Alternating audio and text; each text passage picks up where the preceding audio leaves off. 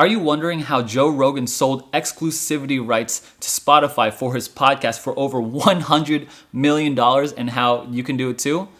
Well, you're in luck because this is the video for you. Like you, I would like to do something similar to that, so I conducted a full in-depth analysis of Joe Rogan and his podcast. In this video, we're going to talk about his numbers, the dollar amount of value that he brought to Spotify, and exactly what he did that made his podcast so successful. And if you stay till the end of the video, we're going to glean some lessons out of that data so we could find out what we can do as content creators as well. My name is Aaron, and I make videos that help you get more clients and more customers. So hit the subscribe and like and share, and let's get going. So when I heard this week that Joe Rogan sold exclusivity rights to Spotify for over $100 million, I was floored. That's some stupid money, guys. That's like dumb money. That means eventually he's gonna pull all of his content off of all these other platforms, YouTube, Apple, and he's gonna house it solely on Spotify. Spotify will be the exclusive home for the JRE Experience. I wanted to find out what were the elements that I was drawn to in the Joe Rogan podcast and why it's drawing so many people and how I could do it for myself. Here are the numbers for some mainstream media,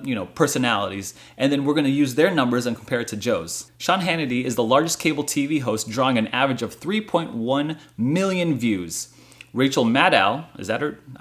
Is that how you pronounce her name? I've never even heard of her. She draws 2.6 million views.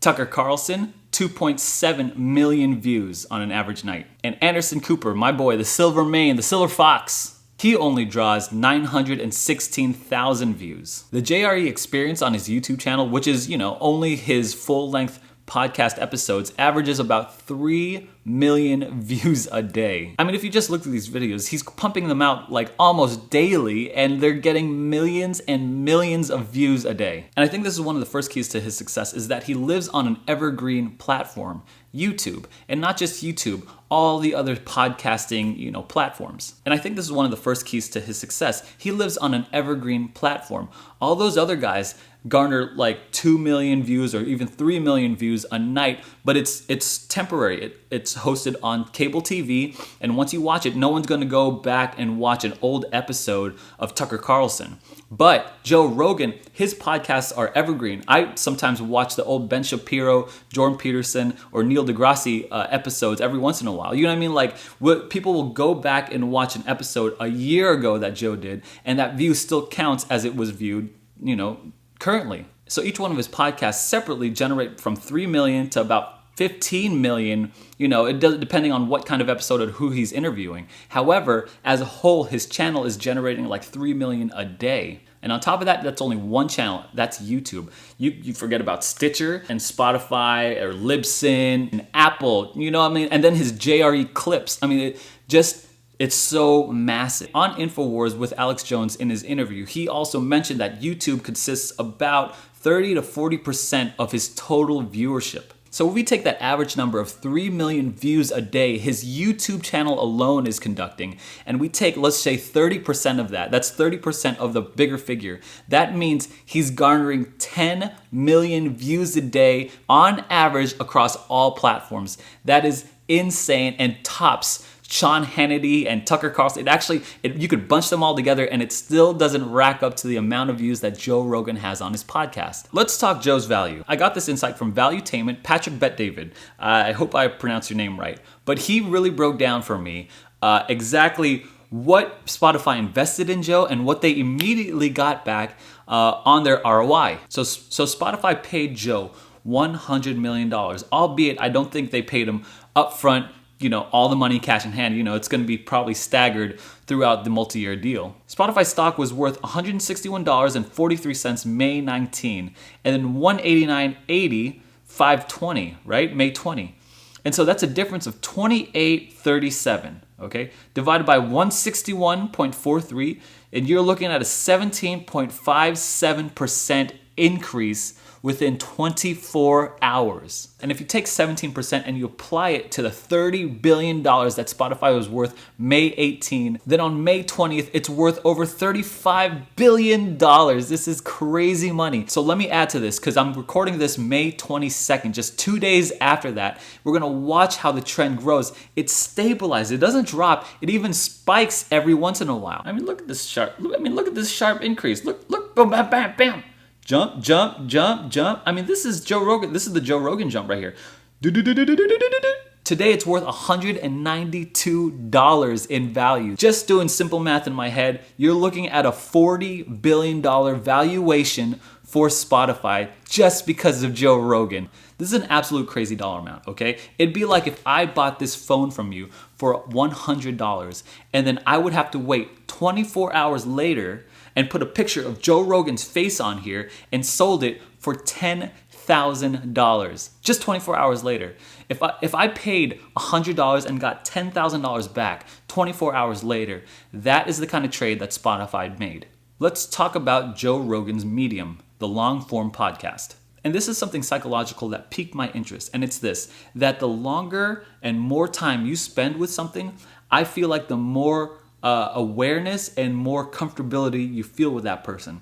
When you breed more comfortability, that breeds more trust. And when you breed more trust, that breeds loyalty. Undoubtedly, Joe Rogan has a very loyal fan base. I can't go into a coffee shop without seeing the Joe Rogan Experience sticker on the back of someone's laptop. Even on his podcast, Jordan Peterson really nuances why this is true. Because in an age of, clickbait and short titles and one-sided journalism and one side shutting down the other side, Joe Rogan's podcast in long-form content, long-tail, uninterrupted, unedited detail, you get every nuance, every form of interaction. You kind of flush out the meaning of someone and what they believe in. I really believe that long-form content plays a role in, today's culture and society where we're just bashing and tearing each other down, and we're really setting up straw man arguments for the other side, and we tear down that straw man argument. And so no other side really gets a chance to flesh out their full idea and really deliver some of the nuances that some of these complicated political divisive structures or divisive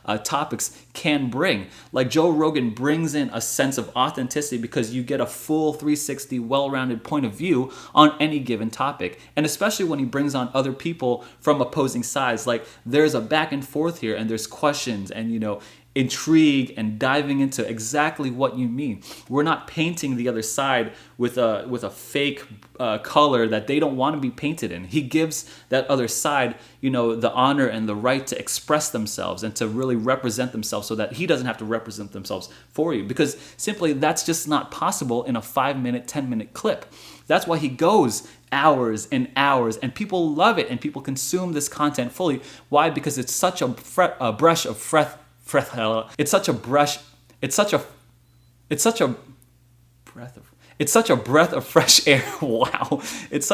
of fresh air because people don't get that anymore, because all these journalism platforms, all these different news media outlets, they're all like doing this clickbaity one-sided thing. And Jordan Peterson says that might help in the short term because it's a quick snatch of views and likes, and people will get tired of it because in an age where authenticity is a precious metal, Joe Rogan sits on its national reserves. It might be that as the technology is supplanted, the ideological polarization increases as the thing dies. Right. They're struggling for anyone to pay attention, and this is the way they have to do it to ensure. So. And I think what's happening on the other side, which is the side you occupy, say, is that a new technology that's long form, that deals with many of those problems, is emerging. And it's going to emerge, it's going to be victorious. But in the meantime... It might already be victorious. In the meantime, the clickbaity stuff still exists in the digital world. Yeah. Let's talk about Joe Rogan's Appeal. Back to Jordan Peterson, where he gives an accurate analysis of who Joe Rogan is as an interviewer. And you're a very interesting interviewer because, well, especially for long form, because you're very, very curious, but also very, very tough. Like, it's interesting watching you because if you don't understand something, you will go after the person.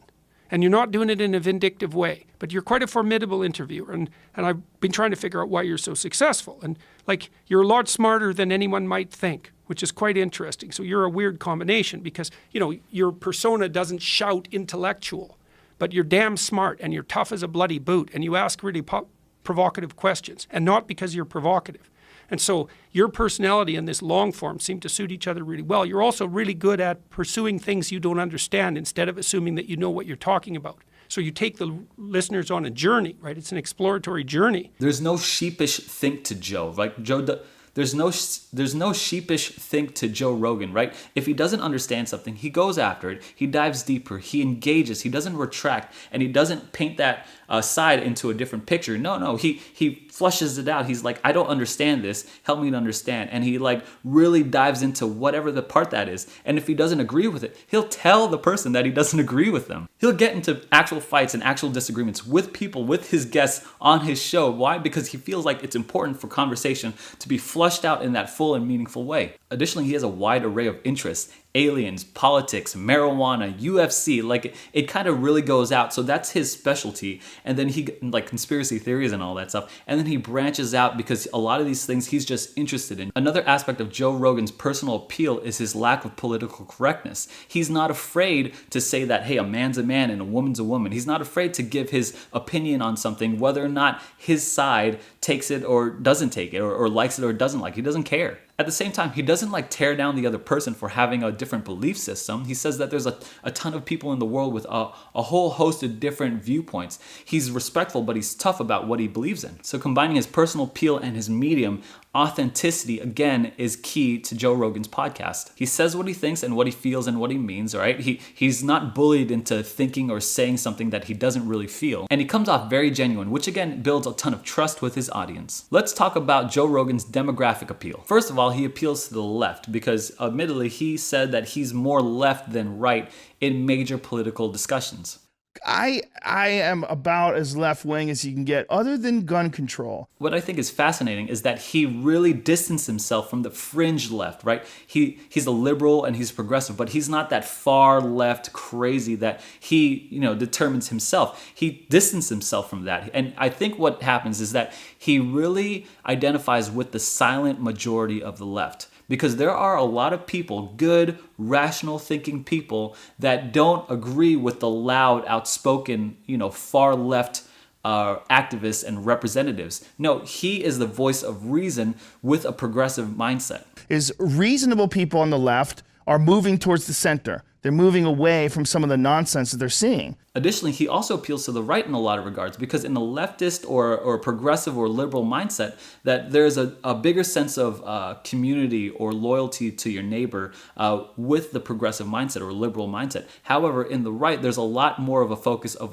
accountability for your actions or your thoughts or the words you said. He doesn't blame things. He doesn't shift blame in his life. He accepts it. If it's controlled by him, he controls his own destiny. And actually, that's really appealing to the right. Another thing that I think the right wing appreciates about him is his ability or his willingness to engage in long-form discussion that I feel like that the right side doesn't really get from the left side, or at least the fringe left. Another community that he has a lot of influence, a lot of appeal, a lot of engagement in is the stand-up comic circuit. People who follow stand-up comedy follow Joe Rogan. He's one of the biggest in the space. And I don't even have to tell you about the MMA community. He is the voice of the USC. His commentaries, his way to break down and analyze a fight and the way someone punches and kicks and chokes someone out. Like people want to hear Joe Rogan's analysis during the fight, pre and post fight, because he is absolutely one of the best. The cool thing about it is that the UFC community or the MMA community at large is attached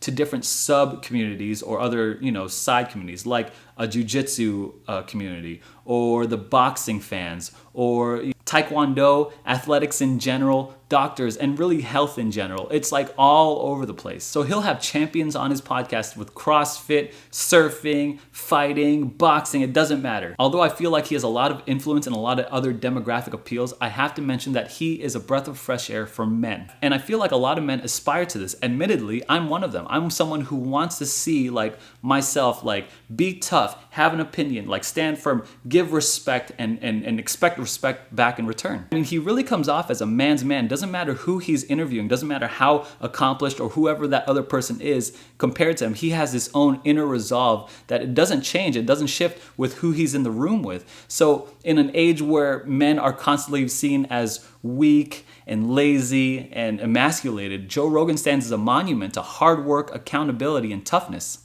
Let's talk about where people can discover Joe Rogan's podcast. I'm not advertising anywhere for people to listen to the show. I don't put up ads or billboards. I don't pay for any advertising. That's the other thing. I don't know if you're as old as I am, but I used to watch Fear Factor, and he used to be the voice and the persona of Fear Factor. I still remember when he ate that cockroach, that Madagascar hissing cockroach.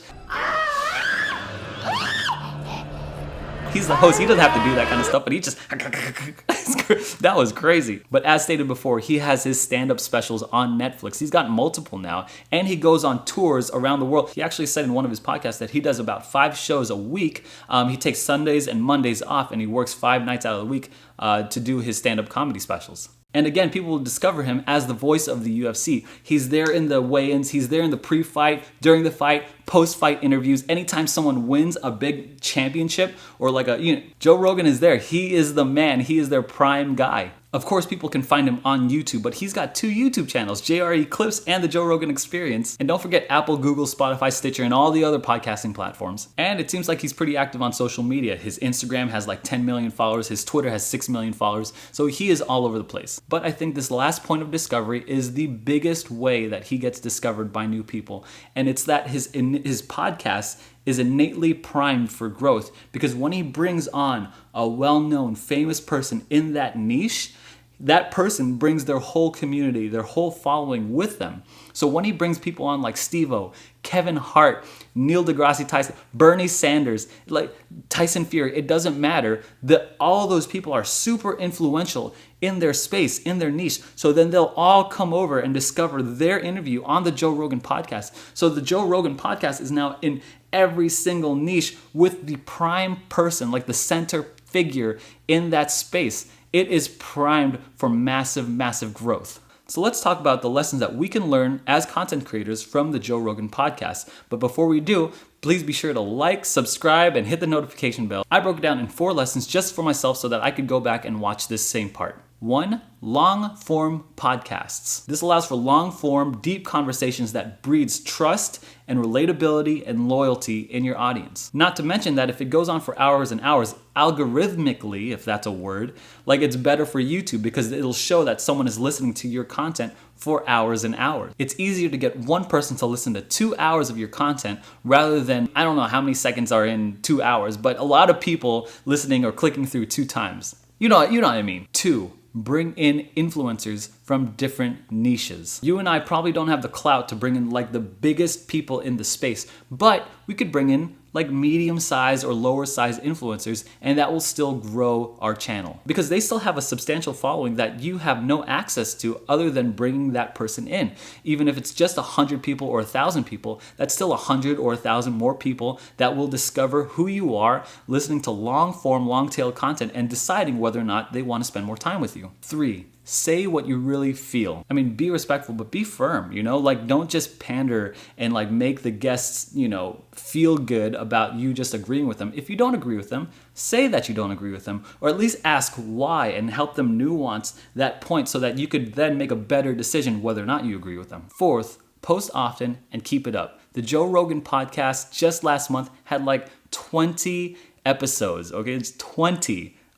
For hours each one. And that's how Joe is doing it. Also, it should be noted that he has kept this up for over 11 years. This is a long time in the making, but it's not impossible. And eventually you and I can get there as well. So if you like this video and you want to see more of my content, please hit like, share, and subscribe, and I'll see you in the next one.